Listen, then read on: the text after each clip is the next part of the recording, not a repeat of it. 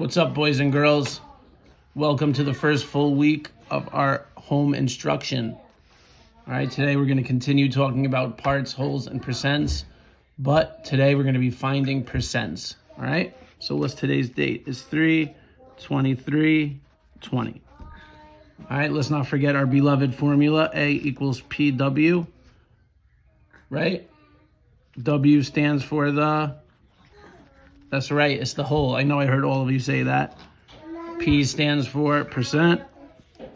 And for some random reason, A stands for the part, right? So let's look at our problem. 72 is what percent of 180?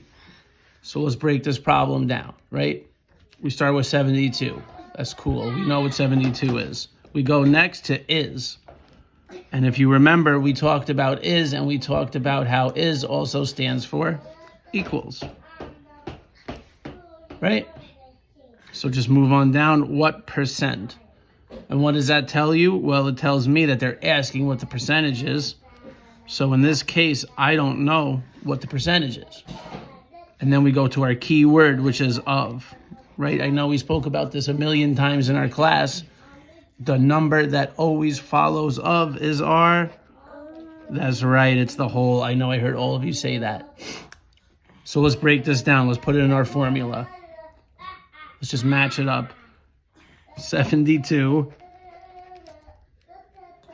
equals P times 180. So now we got our formula and we got everything set for what we need, right? So I look at my problem and I know I got to solve for P. So I ask myself, what operation is the P and the 180 doing? Why? They're multiplying, of course. And what's the inverse of multiplication? I know I heard all of you say division. So to get P isolated, I got to divide by 180. And like I always say, the golden rule of math, what you do to one side, you do to the other. So now I'm dividing 72 divided by 180. All right? So let's set it up. So I know that 72 is being divided by 180. But wait, how does this work? 180 fits into 72? No, it doesn't. It fits 0 times. So what does this mean to me? It means I have to add a 0 on the inside. And then I have to bring up a decimal, right? So now I just have to figure out how many 180s fit into 720. So I'm just going to take a shot in the park here, and I'm going to say 4. All right? Now you know I got to multiply back. 180 times 4. It's 0. That's 32. Carry the 3. 1 times 4 is 4. Plus 3. Oh, look, I got it right off the bat, right? So now we know that we have our answer. So 72 is